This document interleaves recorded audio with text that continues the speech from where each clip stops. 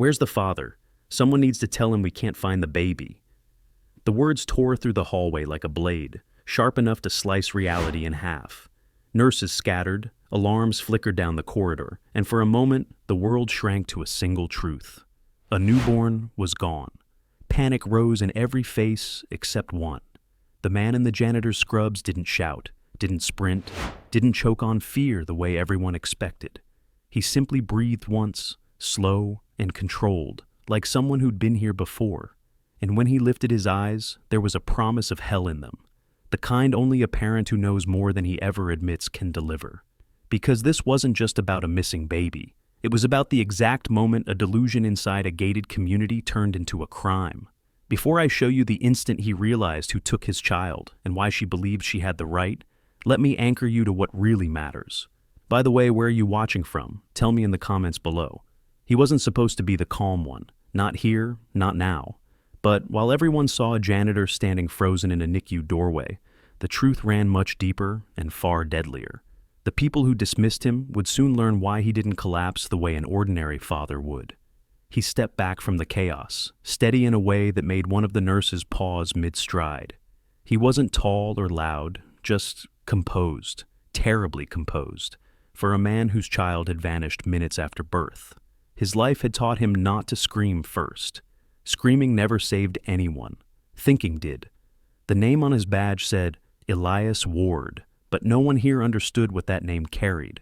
This hospital knew him as the quiet man who took night shifts wiping down walls and replenishing gloves. A father staying close to the premature infant who arrived 8 weeks early. They didn't know the rest. They didn't know about the years he'd spent reconstructing crime scenes, the nights he'd tracked missing children across borders, or the training that taught him how predators move when they believe they're acting for a higher purpose. Right now, they only saw a man in scrubs, someone who blended into floors and walls, someone without power. He knew exactly how dangerous that assumption was. The hallway buzzed with theories: mix-up, paperwork error, maybe a nurse already transferred the baby to imaging. But he had already dismissed those possibilities. The timing was wrong. The gap in corridor surveillance happened at shift change, and the calmness in the nurse's voice when she realized the baby was missing? No, this wasn't a simple mistake. This was deliberate. He moved through the hall slowly, not chasing but observing. There was no frantic father energy in him, just purpose. A woman whispered that he was in shock.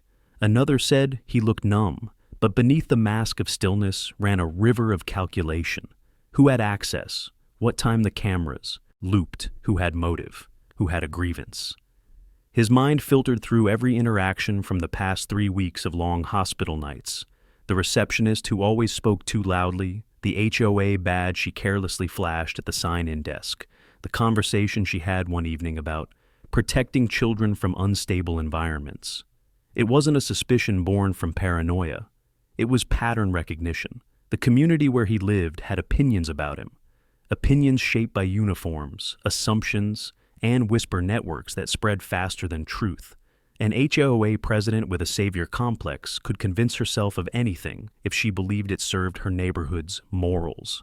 His fists tightened. He remembered the last time he had felt this exact descent into cold clarity. Not as a father, but as an investigator. He never wanted that part of himself back. But they had taken his child. That was the one line no one was allowed to cross. Behind him, a nurse called his name. He didn't stop. He didn't trust his voice yet. The NICU doors hissed closed behind him as he entered the stairwell. A quiet place. A place to think without the buzz of panic clouding the edges. He pulled the access logs from the door control panel. No one noticed because no one ever watched the janitor. 5 entry points. 4 made sense. The 5th did not. Her name lit up the display like a confession. Marjorie Ellington, HOA president, Willow Crossing. A woman who wore authority like perfume. A woman who once told him, "People like you should be supervised around children." She had motive. She had opportunity. She had influence strong enough to manipulate first responses before anyone asked the right questions.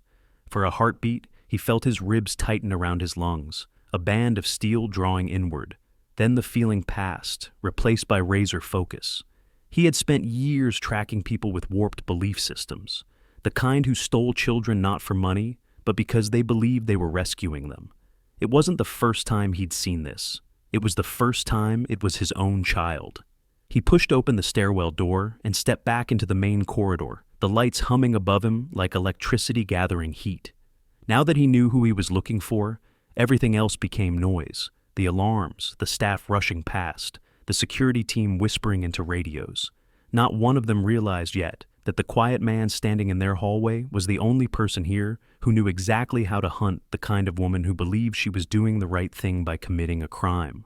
He walked toward the exit with a pace that frightened the nurse who tried to stop him. She expected a breakdown. She got precision. He had one goal now: follow the pattern, track the delusion, reclaim his daughter. And this time, he would not be invisible. He stepped through the hospital's automatic doors just as the late afternoon heat rose off the pavement, folding around him like a wall. The world outside didn't know a child had been stolen. Cars moved, conversations drifted. People walked in and out with coffee cups and visitors' wristbands. Life went on, indifferent to the chaos he carried with him. He scanned the lot without hesitation, absorbing angles, routes, blind spots, each detail settling into place. Somewhere in this city, a woman who believed herself righteous was holding a fragile newborn she had no idea how to care for. And if he didn't act fast, that ignorance alone could put his daughter in real danger. He walked toward the covered parking structure, blending into the stream of hospital staff leaving their shifts. His posture stayed neutral, but inside he was counting seconds. Every delay was a risk. Every incorrect assumption from law enforcement was another mile between him and his child. His steps were measured, his breath steady, his thoughts sharp enough to cut through noise. Elias understood the kind of person he was hunting. Someone who believed paperwork made her powerful. Someone who felt morally justified even while crossing criminal lines. Marjorie Ellington wasn't hiding. That was the part that chilled him. People like her didn't think they had to. They performed their wrongdoing as if it were a civic duty. In her mind, she hadn't abducted an infant. She had rescued one. He paused at the edge of the parking lot. The receptionist's car was gone from its usual slot near the front entrance. She was always early, always precise. Today she'd left almost an hour ahead of schedule. That wasn't a coincidence. He had watched people cover for self-appointed protectors before. That receptionist had been feeding Marjorie rumors for weeks, whispering about the quiet janitor, speculating about his past, his temper, his home, anything to reinforce their little echo chamber of fear. He needed information, and he needed it without raising alarms. He cut across the lot toward the staff exit and slipped into the alley behind the administrative wing. The door wasn't locked. It never was at this hour. He walked through the dim storage corridor until he reached the small security booth tucked near the loading dock. A guard sat inside, scrolling through his phone. He barely glanced up. Elias knocked lightly on the window, keeping his voice level. Camera logs from the West Corridor glitched. I need to verify timestamps. Something's off from shift change. The guard blinked, confused but compliant. People rarely questioned a janitor who spoke with purpose. They assumed he was following orders from someone above him. He wasn't, but that assumption worked to his advantage. The guard handed over the tablet, and Elias scrolled quickly until he reached the relevant time frame. There it was. A figure entering during the shift change rush. Crisp clothes, purposeful stride, visitor badge angled just enough to fool a hurried nurse. The badge glowed white. Under the security light, the access wristband flashing the same color as the parent identification strips. He didn't have audio, but he didn't need it. He knew her posture. He knew her gait. He knew the way she tilted her chin when she believed she belonged somewhere she didn't. Marjorie had walked into that ward like she'd been invited. He returned the tablet with a nod. Thanks. I'll confirm with maintenance. The guard didn't even question him. Back in the alley, the air felt thicker, heavy with the weight of what he knew he had to do next. This wasn't about outrunning law enforcement. It was about outthinking a woman who believed society's structure existed to validate her decisions. She would go where she felt safest, somewhere controlled, curated, protected by covenants and gates. Willow Crossing. He walked toward the main street, his boots striking the pavement with increasing force as his mind produced the map he'd memorized years ago. The HOA community was designed to look impenetrable. It wasn't.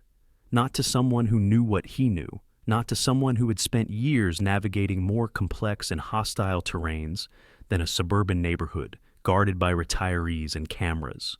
As he neared the bus stop, his phone buzzed. A nurse, breathless. "We can't reach the patrol unit anymore. They said it might be paperwork confusion. They aren't treating it like a kidnapping." He closed his eyes for a moment, steadying the frustration rising inside. Then he answered softly, "I'll handle it." He hung up before she replied. The bus arrived with a hiss of compressed air. He boarded, sat near the back, and stared out the window as the city blurred past. He didn't let the stillness fool him. His mind was dissecting everything. Every route Marjorie could take, every justification she might cling to, every piece of fabricated paperwork she might wave at officers to stall them.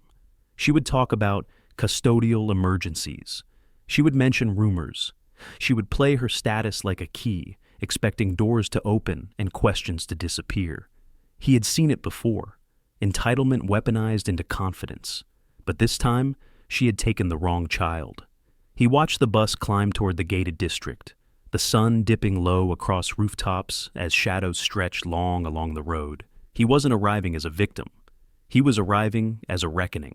The neighborhood walls rose into view, tall white stone wrapped around manicured lawns and perfect hedges. Behind those gates, Marjorie would be holding his daughter, convinced she was the hero of her own story. He stepped off the bus and walked toward the guardhouse. The guard looked up from a clipboard. "Name?" His voice stayed calm, steady, controlled. "I'm here for my daughter. Subscribe with bell on because the next part of this story gets even deeper." The guard stiffened the moment he heard those words, his grip tightening around the clipboard as if it were a shield. The uniform didn't make him dangerous, but the sense of authority he thought he carried did. Behind him, the iron gates of Willow Crossing hummed as the afternoon wind rolled through the hedges. "Your daughter?" he repeated, uncertain, already searching for rules to hide behind. Rules were comfort for men like him. Elias didn't blink. "She was taken from the hospital. I know she's inside." The guard swallowed, torn between protocol and instinct. No one spoke in that voice, unless they were sure. Before he could respond, a set of tires whispered over the driveway. A sleek SUV approached from inside the gates, tinted windows reflecting the sky. It slowed just enough for the driver to see the guard's confusion, and Elias standing there like someone who belonged far more than anyone assumed. The window lowered. A woman in her mid-60s leaned out, her pearls shimmering in the sun. Her eyes carried the polished confidence of someone who chaired committees and never heard no, spoken without apology. "What's going on?" she asked sharply. The guard straightened, relieved. "He claims someone inside has his child." The woman's gaze slid over him. Uniform, tired eyes, worn boots, and a subtle frown took shape. "This is a private community. Children here are accounted for. If you're trying to cause trouble..." "Trouble arrived the moment your president walked into a NICU and left with my newborn," he said, his calmness slicing through her posture. "I'm not here to accuse anyone. I'm here to retrieve my daughter before she's hurt." Her expression cracked for a fraction of a second. Not guilt, surprise. Then came the mask of dismissal. "That's impossible. Marjorie is a respected member of this neighborhood. She would never do something like that." The guard nodded automatically, echoing her certainty. Elias didn't push. People entrenched in status defended each other as reflex, not logic. He instead shifted to the angle that mattered. "You believe she wouldn't. Good. Then you won't mind verifying." He lifted his phone and pulled up the NICU access logs he'd photographed, the timestamp glowing on screen. He held it out. The guard leaned closer. The woman hesitated, then leaned in as well. Marjorie Ellington. West Access. 3:16 p.m. "This is fake," she muttered, voice cracking. "It's real," he replied. "And right now, she has a premature infant with oxygen needs she doesn't understand." The tremor of doubt in her face widened. She inhaled sharply. Fear, not belief. Because deep down, she knew Marjorie's habit of crossing lines and creating justifications after. Before they could protest again, he continued quietly, "You have two options. Call her, or block me and allow a baby to remain in danger." The guard's jaw tightened. The woman hesitated, but fear of liability often outweighed pride. Finally, she exhaled. "I'll call her." She dialed, waited, and after 3 rings, her voice softened into forced cheer. Marjorie, hi. Strange question. Did you, by any chance, pick up a baby from the hospital today? Elias watched her face collapse. She turned toward him slowly, color draining. She said she took the child because the hospital requested a temporary safety transfer. She said the father was unstable. That last word burned, but he didn't flinch. The guard unlocked the pedestrian gate. You can enter, but I have to walk with you. Fine, he replied. Stay close. You'll want to witness this. They moved through manicured sidewalks, past trimmed lawns and perfect flower beds. Every inch of Willow Crossing screamed order. Control. People here believed life could be managed into perfection. That belief had blinded them to the danger in their own community. As they approached Marjorie's house, a modern gray two-story with white shutters and an oversized flag, Elias slowed, calculating. No loud entry, no sudden movements. Premature infants destabilized under stress. He needed quiet, steady hands and a calm mind. The guard hesitated behind him. Her car's in the driveway, he murmured. The blinds rustled. A silhouette passed by the window. He stepped onto the porch. The guard followed reluctantly. The woman from the gate hovered near the walkway, frozen between loyalty and fear. Elias raised his hand and knocked once, firm and controlled. No shouting, no chaos, just the sound of inevitability. Footsteps approached. The lock clicked. Then the door opened just a crack, and a pair of wide, frantic eyes looked back at him. Marjorie. Her hair was disheveled, her blouse wrinkled, and cradled against her chest, swaddled unevenly, was a tiny figure with a nasal cannula taped crookedly across her cheek.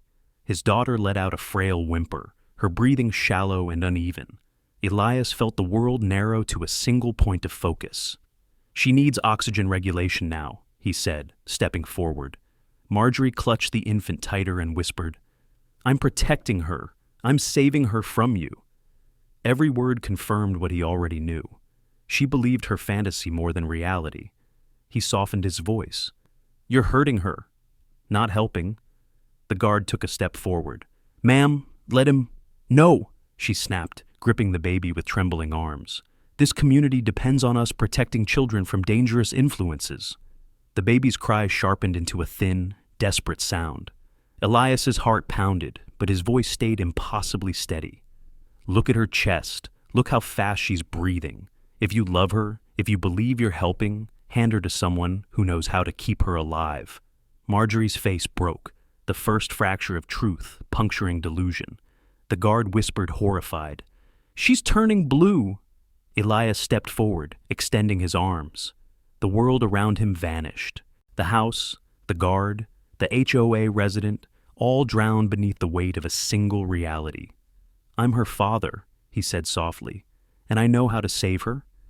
Marjorie's grip faltered, and then finally she let go. He caught his daughter against his chest as her tiny lungs fought for air. The reckoning had begun. He cradled his daughter against his chest, adjusting her position the way NICU nurses had shown him.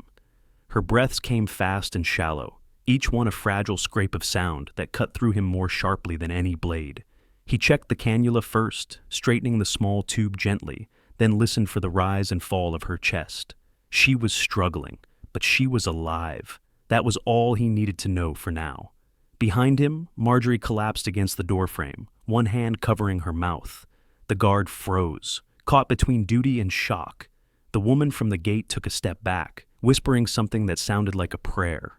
Elias ignored them all. His entire world was a 7-pound newborn, blinking weakly in his arms. Call an ambulance, he said, without raising his voice. Now! The guard jolted into motion, fumbling for his radio. Marjorie reached out as if she wanted to touch the baby again, but he shifted subtly away. She had relinquished that right the moment she stepped into the hospital and walked out with a child who wasn't hers. He felt the baby's breath hitch again. His stomach tightened. Premature infants weren't built for disruption. Their bodies relied on regulated oxygen, warmth, and constant monitoring. A quiet neighborhood house with scented candles and stale air was a dangerous place for one to survive. Please, Marjorie whispered, voice shaking. I didn't mean to hurt her.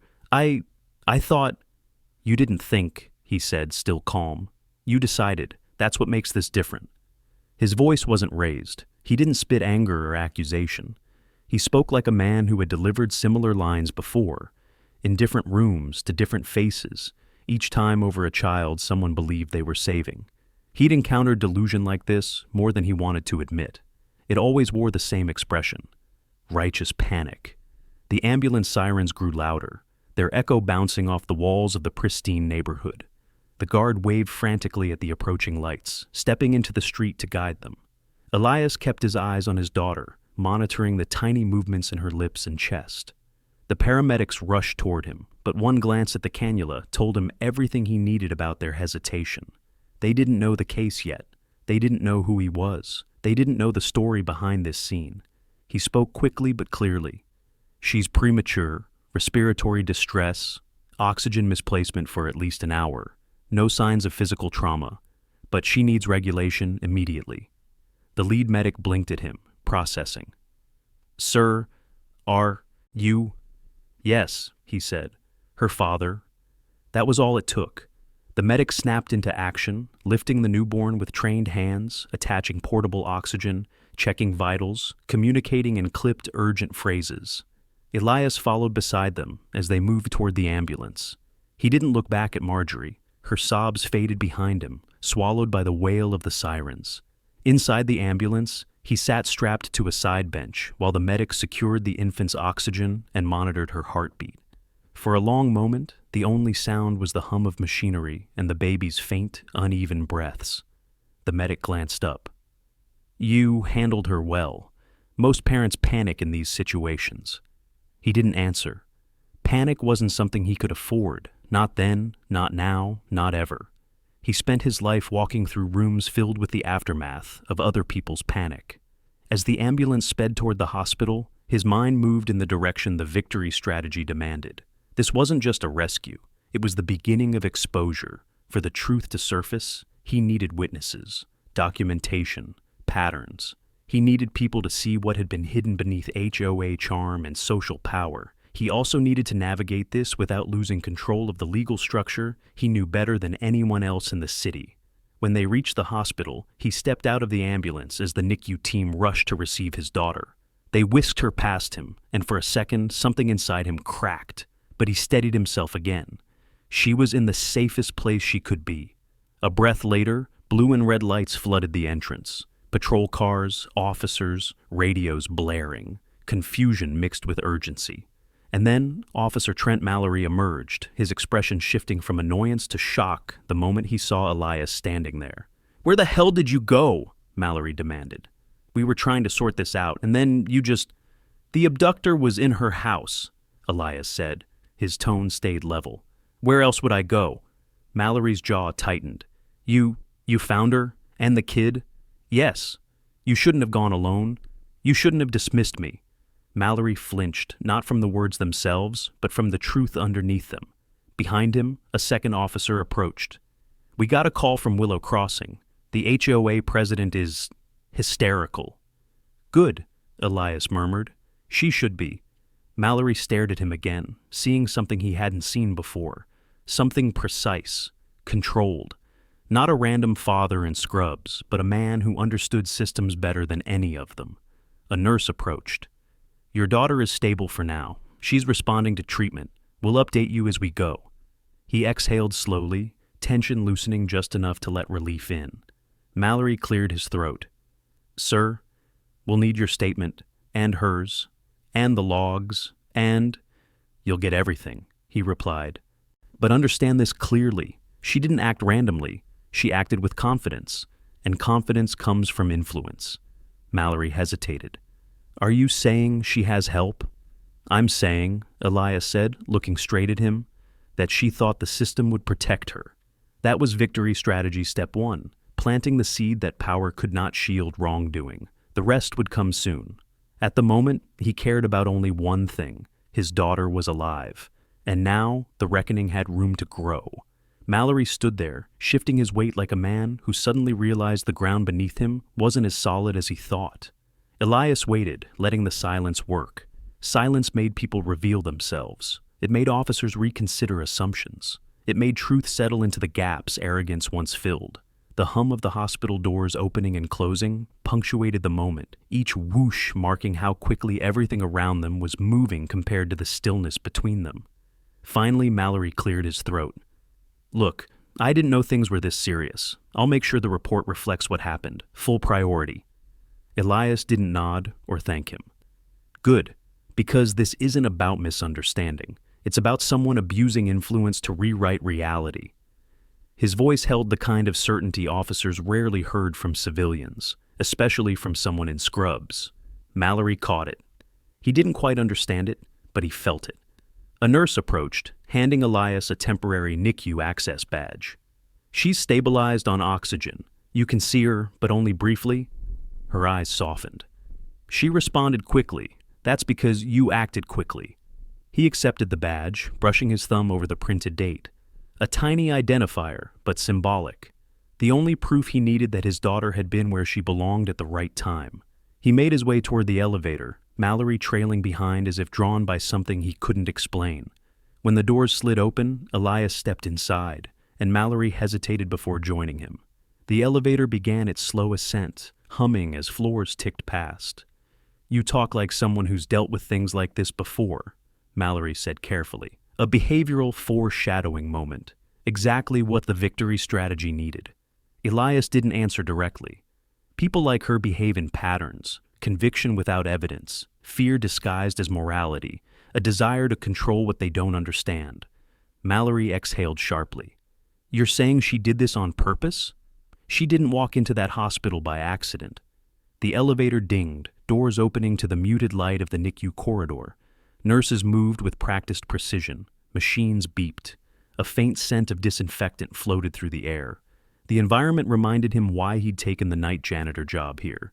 Proximity, presence, preparedness. Not for income, for her. He entered the NICU slowly. The room was quiet, lit by soft lamps and monitor screens. His daughter lay in a regulated bassinet, tiny chest rising and falling with more rhythm than earlier. Her color was improving, her fingers curled, then relaxed. A nurse monitoring her vitals glanced over her shoulder. "She's responding beautifully. Another hour of regulated oxygen, and she'll likely stabilize fully." He nodded once, absorbing the relief, but grounding it in focus. He knew how cases like this unfolded. First came rescue, then came denial. Then the system decided who it wanted to believe, and systems had favorites.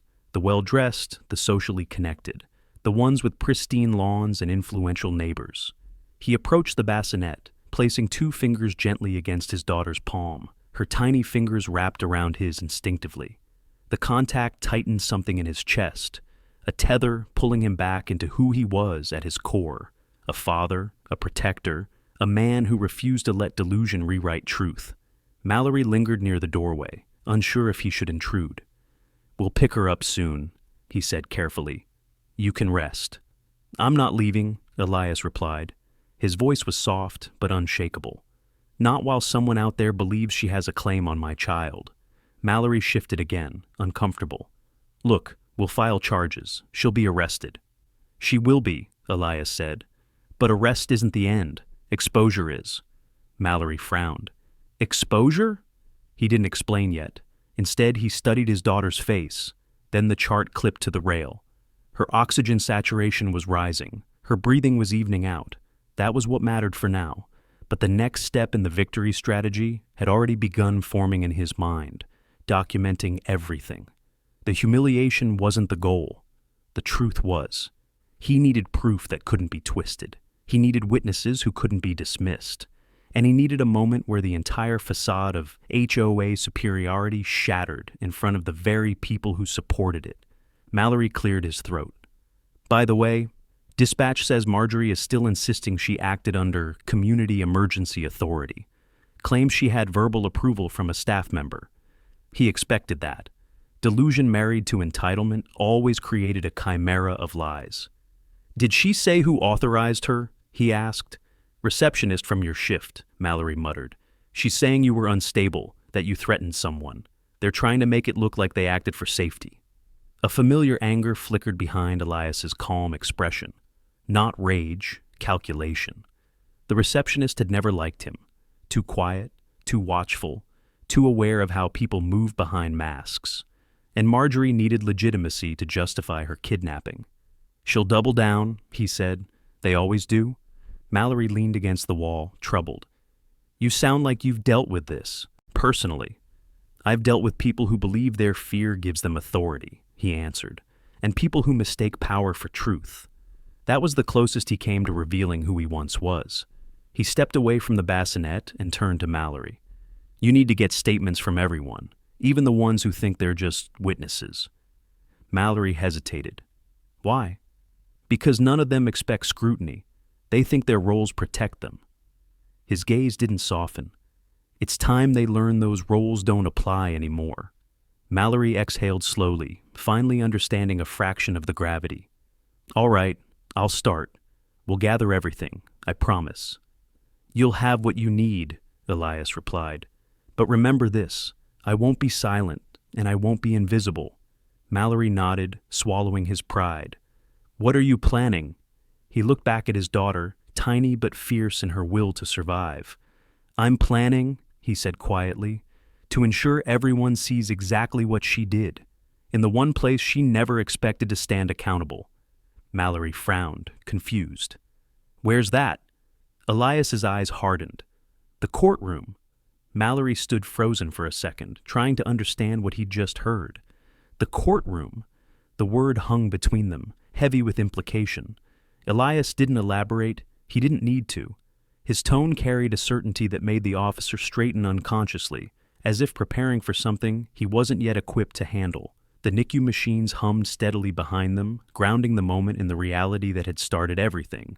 A newborn fighting for breath because someone believed her status made her wise enough to steal a child. Elias turned back toward the bassinet, resting his hand on the rail. His daughter's breathing steadied with each passing minute, her oxygen levels climbing. Her small face looked calmer now, the tension in her tiny muscles less visible. He forced himself to breathe with her, slow and even, letting her stability wash through him as a reminder that the immediate danger had passed. But the larger danger, the one rooted in entitlement and false authority, had just begun. Mallory shifted again, almost hesitant. "You said something before, about people mistaking power for truth, about patterns. I'm starting to think you know more about this kind of situation than any report is going to explain." Elias didn't answer right away. He kept watching his daughter, thumb pressed lightly against the edge of the blanket, grounding himself. The truth was simple, but layered. He'd spent years tracking predators who wrapped their harm in righteousness, people who dressed their delusions in moral language, people who convinced themselves they were rescuing children when they were really feeding their own sense of superiority. He'd learned early that the most dangerous criminals weren't the ones who hid in shadows. They were the ones who acted in broad daylight, confident the world would believe whatever they said. And now, one of them had targeted his family. He finally spoke, voice calm. "There are two kinds of people who pose the greatest threat to children, the ones who know they're dangerous, and the ones who believe they could never be." Mallory absorbed that with a slow nod, unease creeping across his expression. A nurse approached them quietly. "She's holding steady. The doctor wants her observed for another 12 hours, but she's doing well." She paused. "You should get something to eat, or at least sit." "I'm fine," Elias murmured. The nurse looked like she wanted to say more, but she sensed something in him, resolve, not stubbornness, and left without pressing. Mallory walked a few steps down the corridor, rubbing the back of his neck. "The HOA woman, Marjorie, she's claiming she acted under community emergency authority, whatever that means.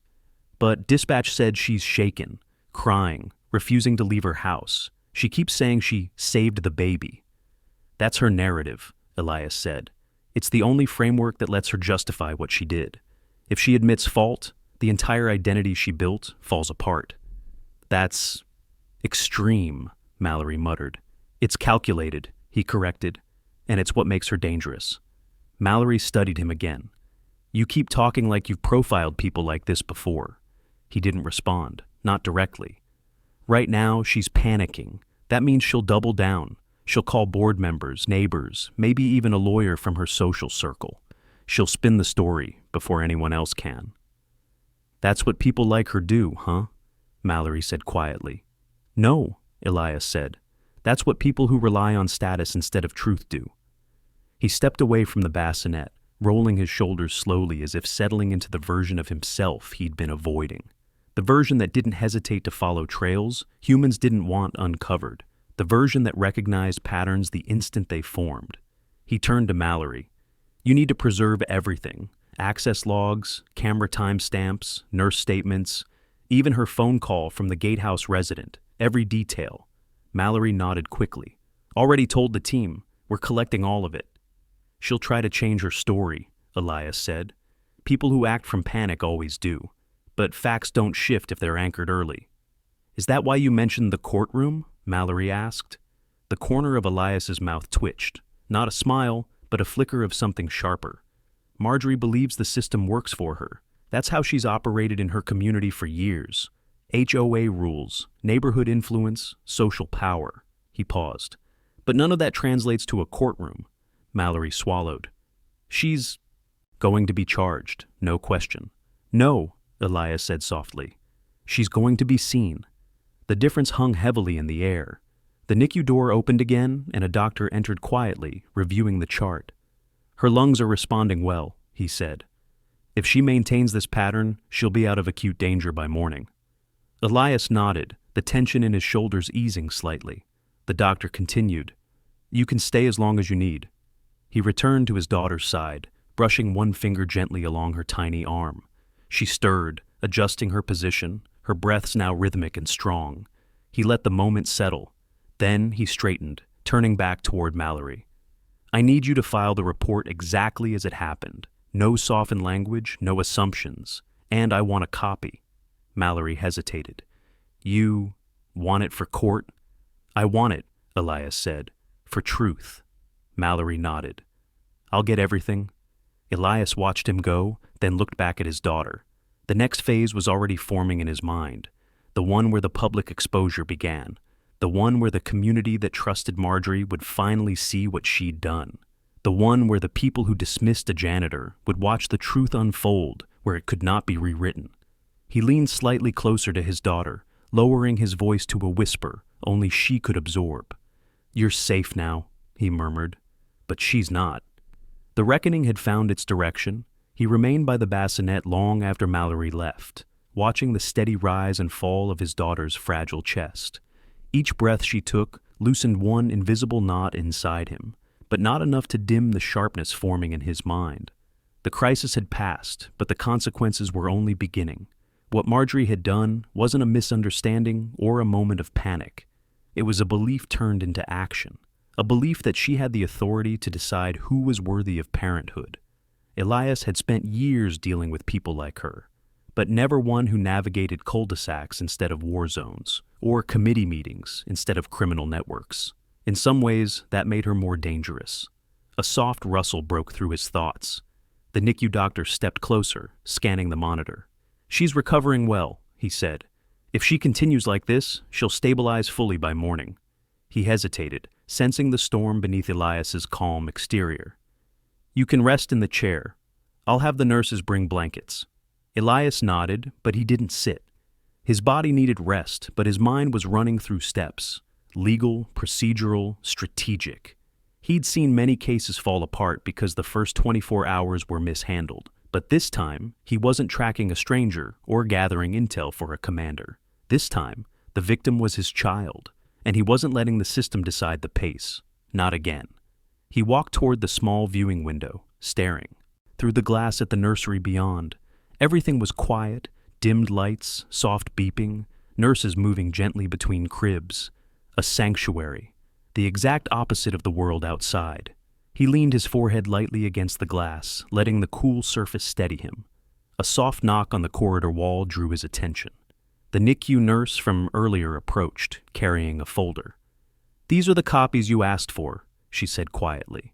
Vitals, intake logs, and the timestamp from when she was removed. I made sure they were printed before the system overwrote anything. Her eyes flicked upward. I don't know what you're planning, but I hope whoever did this understands what they almost caused. He accepted the folder with a slow, appreciative nod. "Thank you." She lingered a moment. "There's something else." When the hospital called the HOA president to confirm her story, she said you were violent earlier this week, that you made staff uncomfortable. None of us filed anything like that. But if she tried to put that into the system somehow, you should know. He felt his jaw clench, not from surprise, from recognition. "She's creating a narrative," he murmured. "That's how she protects herself." The nurse exhaled shakily. "Just be careful. She's not thinking rationally." He watched her walk away, the folder heavy in his hands. This wasn't just a kidnapping. It wasn't even just delusion. It was a campaign, shaped by perception, shielded by status, and fed by people who wanted their community to stay comfortable at the cost of truth. Elias had seen villages lose children because leaders wanted to preserve image over evidence. He had seen it in places far from here, and now he saw it again, just behind white picket fences. He sat in the chair near his daughter's bassinet and began sorting the papers. Every line mattered. Every timestamp mattered. Every discrepancy mattered. Once exposure began, he couldn't afford a single loose thread. A rustle of footsteps approached, quieter, hesitant. He turned and found Mallory standing at the entrance of the NICU. The officer looked like a man who just walked into a truth bigger than his badge. "I wanted to bring this," Mallory said, holding out a sealed envelope. "It's the preliminary report. Everything from witnesses, nurses, timestamps, dispatch calls. I had them rush it." He hesitated. "I also checked on the HOA. They're circling the wagons. Board members are already defending her publicly." Elias wasn't surprised. "That's step 1, he said. Step 2 is rewriting details. Step 3 is attacking credibility." Mallory sighed. "Yeah, they're claiming the hospital approved her involvement, that she acted during a custodial emergency. They even said you refused to cooperate earlier. She's preparing her shield," Elias said, "which means she knows what she did." Mallory lowered his voice.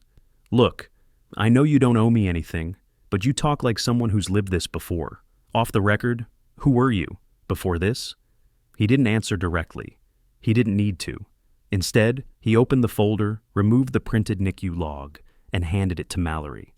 "This is the truth. Everything else is noise." Mallory read quietly, eyes narrowing. "This is airtight. It's enough to charge her." "It's enough to expose her," Elias corrected. "Charges only matter if people believe them. Exposure forces belief." Mallory swallowed. "And the courtroom? That's where her story ends." His voice stayed calm. "And mine begins." Before Mallory could respond, a soft chime echoed through the corridor. The NICU alert for visiting hour changes. A nurse approached. "Parents only," she said politely. Mallory stepped back. "I'll handle the next steps," he promised. "You just stay with her." Elias nodded once, then gently placed a hand on his daughter's bassinet. Her breathing was stronger now, steadier. He whispered, barely audible, "We're not done." And for the first time since the kidnapping, a thin line of resolve formed into something sharper. The precise moment the investigation became a public reckoning. The NICU lights dimmed into their late evening glow, casting long, soft shadows across the room. Elias stayed beside the bassinet, watching the tiny movements of his daughter's chest, the rise and fall becoming more consistent with each passing minute. Her breathing no longer rattled, her color looked stronger. The immediate crisis had been contained. Now came the part he'd been preparing for without speaking it aloud. The public reckoning, the strategy that would dismantle the false authority Marjorie had built, brick by brick, behind HOA rules and social influence. He rested his hand lightly on the edge of the bassinet, grounding himself. Stability first, exposure next. The moments that followed would determine how tightly the truth anchored itself. He waited until the nurse finished adjusting the tubing before stepping quietly out of the NICU. He needed space, not away from his daughter, but away from the emotional pull that softened his focus. A few feet down the corridor, he found the small observation window overlooking the maternity garden below. Families sat under the trees, unaware that only hours earlier, a newborn from this very wing had been carried into a stranger's home. He inhaled slowly. The garden lights flickered across his reflection, highlighting the calm that confused everyone who encountered him. But inside, something dangerous had awakened. Not rage, clarity. A clarity he hadn't allowed himself to use in years. Behind him, the elevator chimed. Mallory stepped out, scanning the hallway until he spotted him. "I figured you'd still be here," the officer said, approaching slowly. "I wanted to update you. It's getting messier." Elias didn't move from the window. "How messy?" Mallory sighed. "Her story is changing already. First she said the hospital authorized her. Then she said a nurse begged her to intervene. Then she claimed she had temporary protective authority through the HOA. That's 3 lies in 1 hour," Elias murmured. "She's panicking." "It gets worse," Mallory added. "She's calling neighbors, telling them you're dangerous, that the hospital hid your behavior. She's trying to pull the entire HOA into her story." Of course she was. People like her didn't fall alone. They dragged communities with them, forcing loyalty through social guilt. But soon, every one of those neighbors would see the truth in a place where HOA bylaws meant nothing. "She can gather her army," Elias said softly. "It won't change what happens next." Mallory frowned. "You're talking about the courtroom again. You haven't explained what you mean." He still didn't. Instead, he focused on the next move. "I need all statements by tonight. Everyone who spoke to her, everyone who saw anything. If a neighbor repeats one of her lies, record it. Patterns matter." Mallory nodded, then hesitated. "You know, I've been doing this job long enough to know when someone's not telling me everything. You're calm, too calm. And you talk like someone who's seen the inside of more investigations than most of us." Elias didn't respond directly. "This isn't my first time dealing with someone who thinks status is a shield." Mallory exhaled hard, accepting the half answer. "All right, I'll get the statements. But you need to know, the HOA board is assembling at Marjorie's house. They're planning a collective statement, something about protecting community integrity. It smells like damage control." "It is." Elias stepped away from the window. "And I want them to sign every word." Mallory blinked. "Why?" "Because it makes the exposure public," he said. "Once they put their defense on record, they can't walk it back. And when the truth comes out, their denial becomes evidence." Mallory shook his head slightly, awe mixing with uncertainty. "You really think that far ahead?" "I think exactly as far ahead as people like her require." A nurse approached quickly, stopping just short of them. "She's awake," she whispered.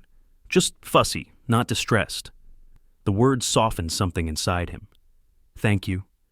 He returned to the NICU, pulling a chair close to the bassinet. The baby's eyelids fluttered, her tiny face scrunching before settling again. He traced a gentle line across her swaddle. Every decision he made, every step he planned, was anchored to her safety, to her future, to the truth she deserved. As he sat there, the hospital intercom crackled overhead.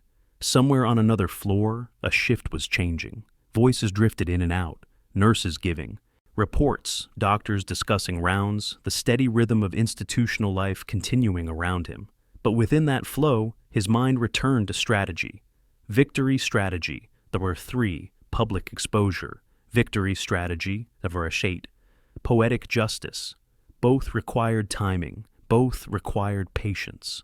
Both required the world to witness the truth, not just accept it. Marjorie had leaned on the belief that appearances protected her, that her position elevated her above consequences, that a janitor, someone she decided was beneath her, would crumble under accusation. But she hadn't factored in who he really was, not the job he held, not the clothes he wore, the knowledge, the experience, the precision, and the one truth she never expected. The man she dismissed was the one person trained to dismantle her entire narrative. He looked up at the clock. Almost midnight. Enough time for the HOA board to dig themselves deeper. Mallory reappeared in the doorway, holding a stack of the printed reports. "You were right. They're locking in their story. I've got statements, signed, time-stamped. They're all defending her." Elias accepted the papers calmly. "Good." Mallory frowned. "Good? They're lying for her." "And those lies," Elias said, "will be the reason this exposure becomes irreversible." Mallory studied him, then asked the question that had been building all night. "Just tell me one thing. How do you know so much about how this works?" Elias shifted his gaze back to his daughter. Because before any of this, I spent my life bringing people like her into rooms where truth is the only language spoken. Mallory went still. Are you saying? Elias didn't answer. He didn't need to. Subscribe with the bell on because the next part of this story shifts everything. Mallory didn't push further. He stood in the doorway as if a threshold separated two versions of the same man. The one he thought he knew, and the one he was only now beginning to recognize.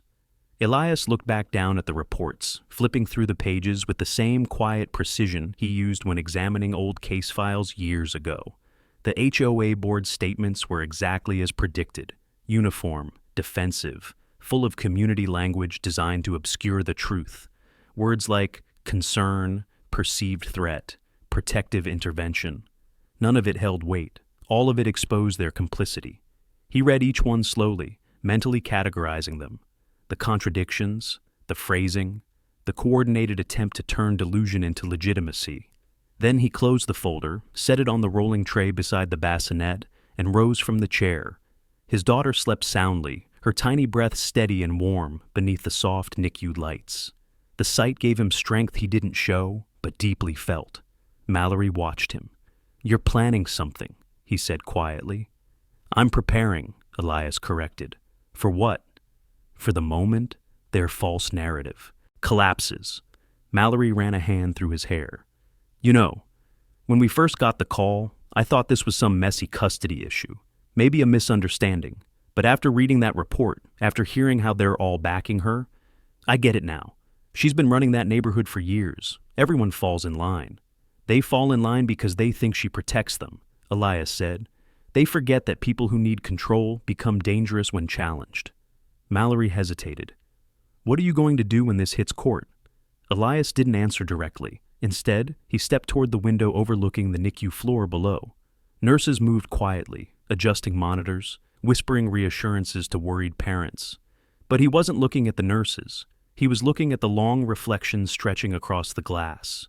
His own steady posture, his stillness, the weight in his eyes. The weight of a man who knew the system intimately from multiple sides and understood exactly where exposure needed to happen. I'm going to let them speak, Elias finally said. Every board member, every neighbor, everyone she convinced. Their words will trap them. Mallory frowned. Trap them how? They defend her now because they assume the courtroom is theirs.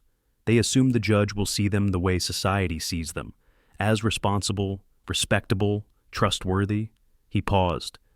But the moment they step into that room, the veneer disappears. Their influence means nothing there. Mallory studied him, unease creeping in. You talk about the court like you're familiar with it.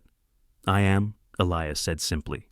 Before Mallory could press further, a nurse approached quietly, holding a small tablet. We need a signature for the updated oxygen plan, she explained. It's protocol before we lower her support. He took the tablet, scanning the document thoroughly before signing. Not because he distrusted them, because he was trained to never sign without knowing every detail. The nurse gave a soft, appreciative nod and returned to the monitors. When she left, Mallory cleared his throat. There's something you should know. Marjorie called the station, again. This time she's claiming we harassed her. She's threatening legal action. Let her, Elias replied. Mallory blinked. You're not concerned? If she escalates, she exposes her panic. If she withdraws, she exposes her lie. His gaze didn't waver. The more she tries to defend herself, the deeper the hole she digs. And the community signing her statements, they're digging beside her. Mallory shook his head, baffled yet strangely relieved. I've never met anyone who talks about these cases like you. You're always one step ahead. I have to be, Elias said. I know how quickly delusion becomes danger. He walked back to the bassinet and gently adjusted his daughter's blanket. Her breathing was strong now, almost rhythmic. A quiet victory in the middle of a war she'd never understand. Mallory's radio crackled.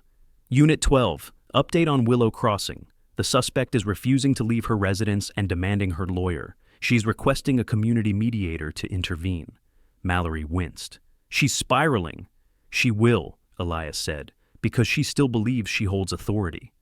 And she doesn't? Mallory asked. Elias looked up slowly, eyes sharp but calm. Not in the one place she's about to stand. The officer swallowed. You mean court?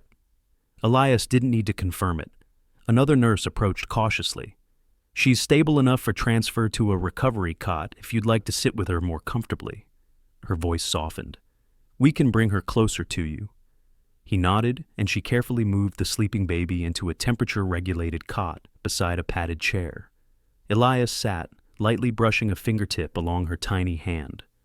For now, he murmured, eyes softening briefly, your only job is healing. But his job, the part he could no longer hide, was beginning. Mallory lingered in the doorway before speaking.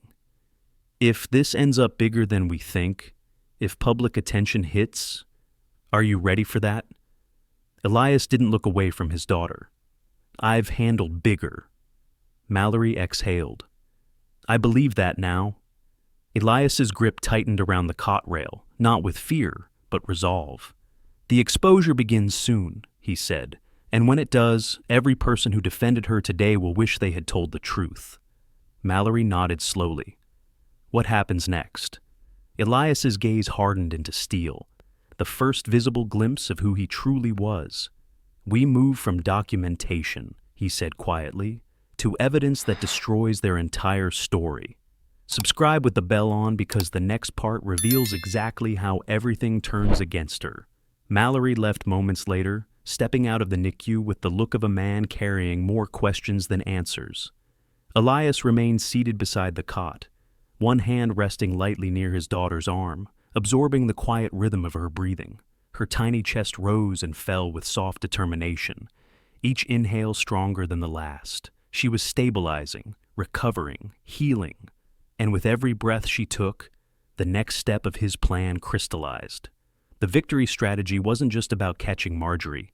It was about exposing her, publicly, unmistakably, irrevocably. The kind of exposure that dismantled not just a lie, but the entire social structure that empowered it. People like her thrived in the dark corners of reputation, where whispers held more weight than facts. He wasn't letting her hide there anymore. He lifted the folder of statements again, scanning through each neatly typed page. The language was coordinated, polished, almost rehearsed. The board members had tried to create a unified narrative. We believed there was a threat. The father displayed aggressive behavior. The president acted to protect the child. All lies, but they weren't careful lies. They were rushed, defensive, sloppy, built on the assumption that no one would challenge them.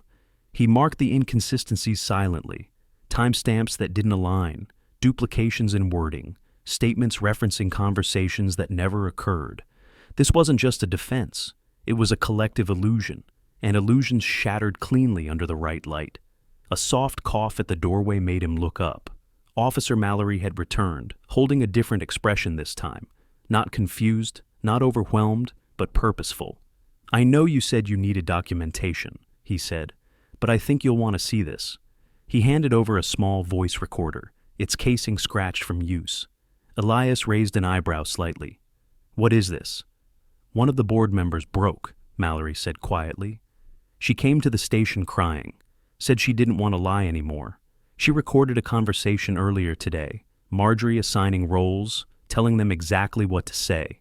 She coached them, threatened some of them. It's all on there. Elias pressed the playback button. At first, just static, then voices, tense, hushed, anxious. You're going to say he was shouting. All of you, make it consistent. But we didn't see. You don't have to see it. You have to protect this neighborhood.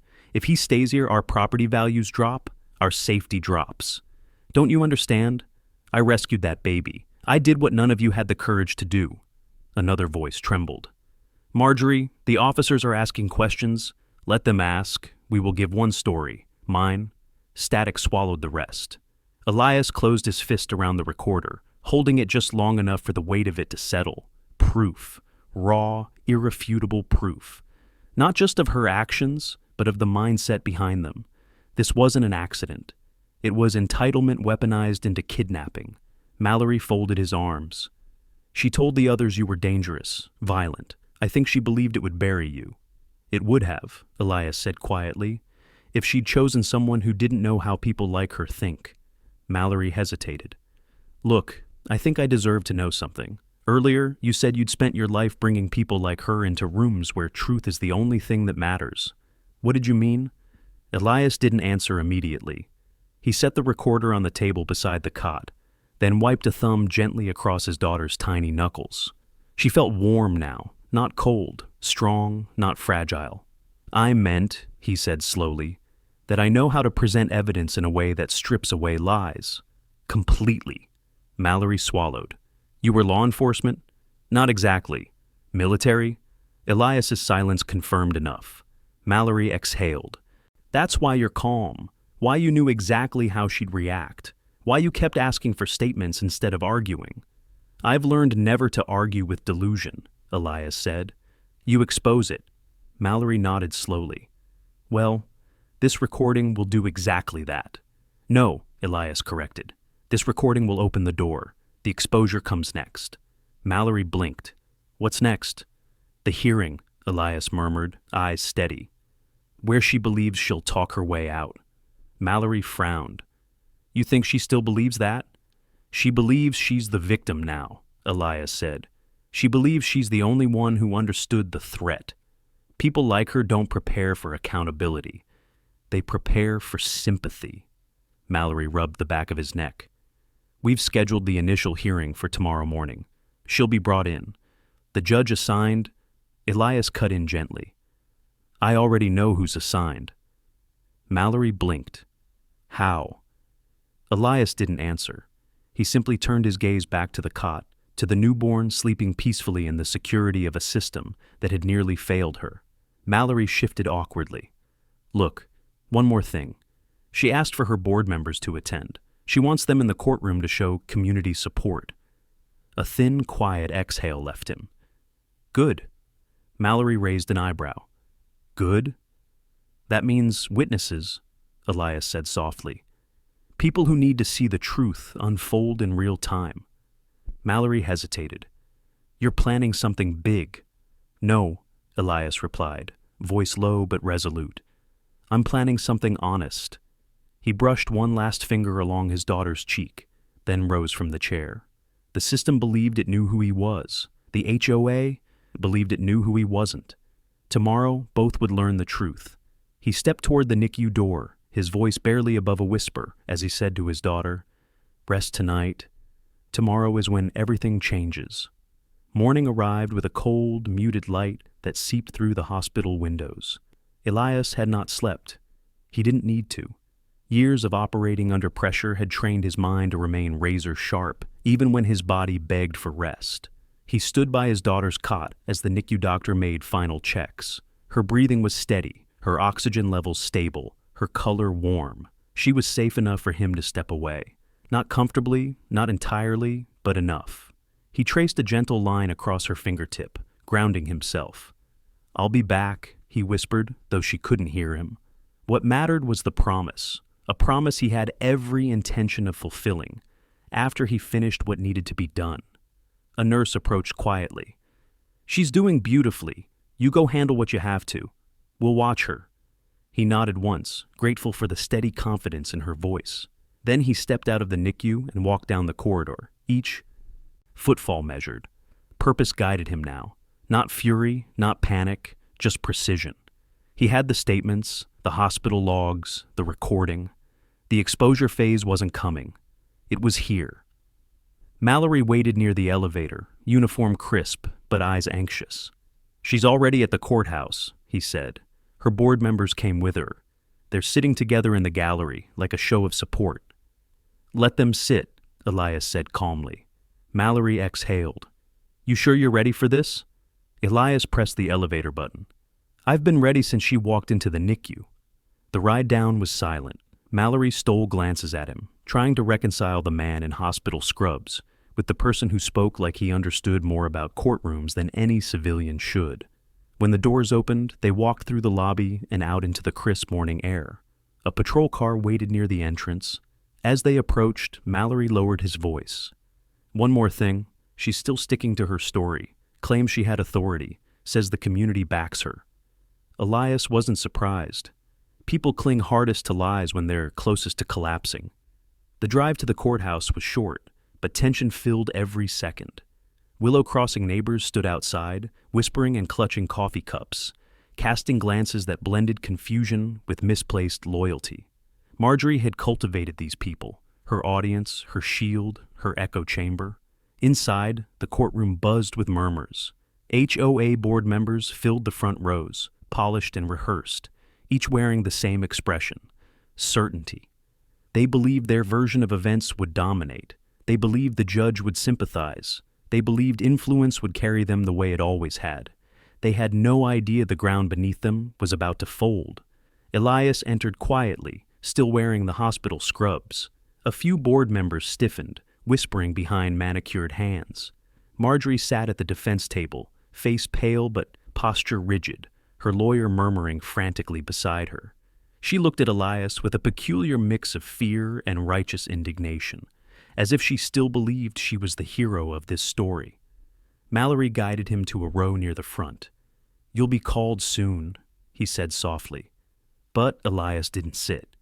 His gaze lifted toward the chamber door. The bailiff entered, voice echoing through the room. "All rise." Everyone stood. The side door opened, and the judge stepped into the room.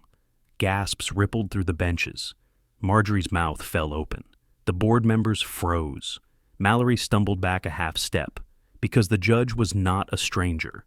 It was Elias, not in scrubs, not in the shadows, not invisible, but wearing the black robe that revealed everything. The robe no one here expected, the position no one here imagined, the authority no one here could challenge. The truth hit the room like a silent explosion. He walked to the bench with calm, precision, every step measured. He did not meet Marjorie's eyes yet, not out of avoidance, but control. She had believed the system belonged to her. She had believed appearances determined value. She had believed a janitor could not hold power. Now she faced the reality she never anticipated. When he reached the bench, he adjusted the robe, settled into the chair, and let silence stretch across the courtroom. It forced every pair of eyes to remain locked on him. It forced every whisper to die. It forced every lie to tremble.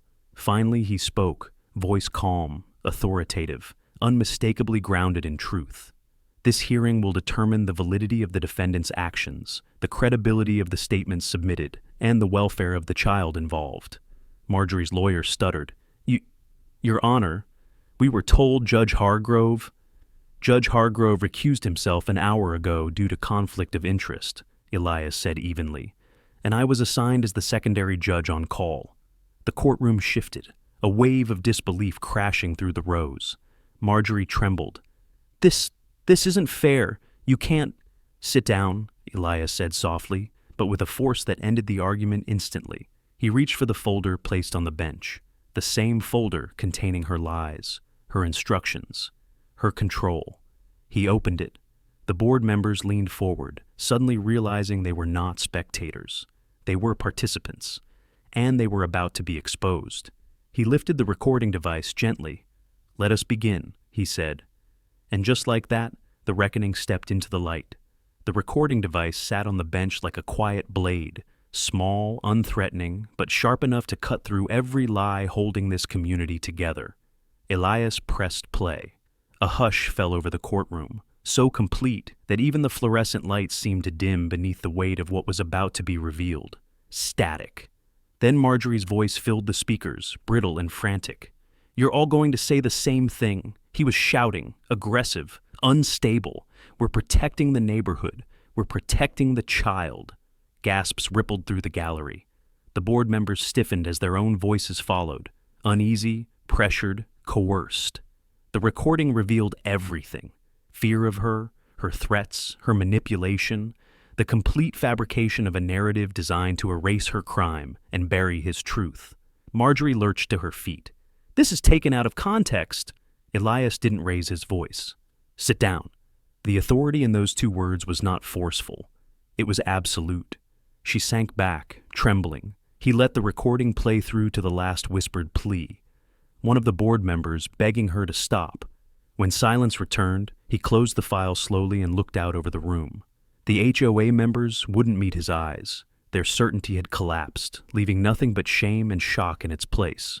This recording, Elias said calmly, demonstrates coordinated deception, coercion, and a deliberate attempt to obstruct the truth. That truth involves the unauthorized removal of a newborn from a medical facility, the creation of false allegations, and the endangerment of a medically vulnerable child. Marjorie's lawyer rose desperately. "Your Honor, we request a continuance." "Denied. But—" "Sit." The lawyer obeyed. Even he understood the futility now.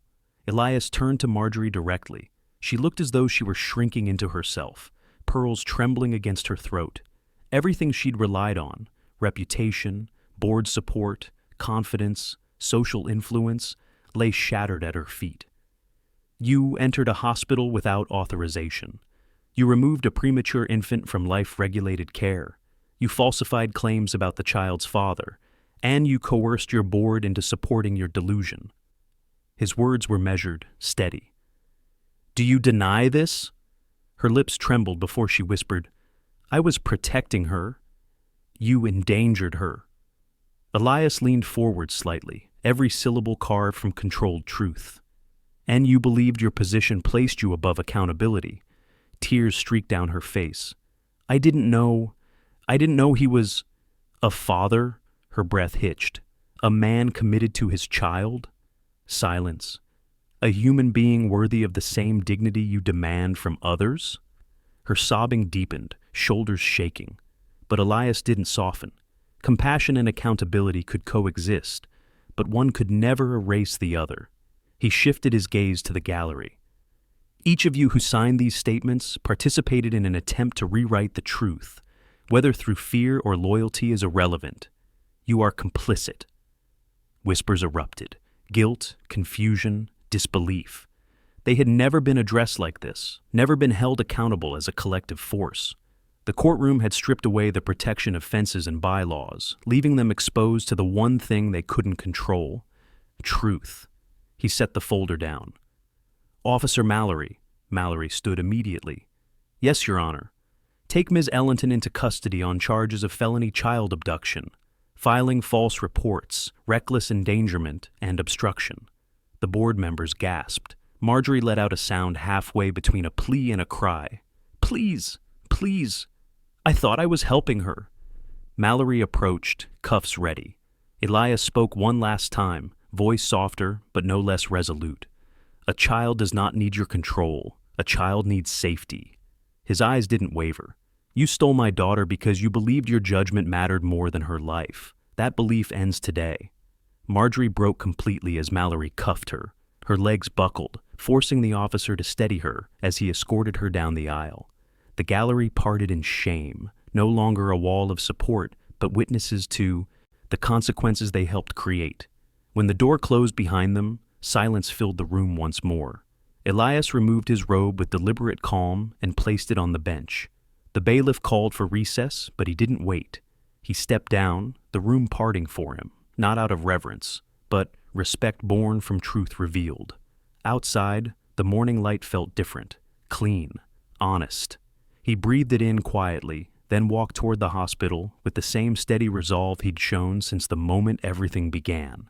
When he reached the NICU again, his daughter lay resting peacefully, unaware of the storm that had been calmed for her. He sat beside her, brushing a fingertip across her swaddle. "It's done," he whispered. "You're safe now." But he knew this day would echo through Willow Crossing far beyond this moment. A community built on illusion had been forced to confront reality. A woman who believed herself untouchable had been unmasked, and a man they all ignored had stood at the center of justice. He kissed the top of his daughter's head gently. "You'll grow up knowing the truth," he whispered. "That power means nothing without integrity." Outside the NICU window, the sun rose fully, warm and steady, a quiet symbol of the future he intended to protect. Subscribe and don't miss our next story. HOA Karen pushed. My pregnant wife down the stairs, the OB-GYN waiting below. Was a state senator. Trust me, you'll feel it. And tell me in the comments, what injustice should we tackle next?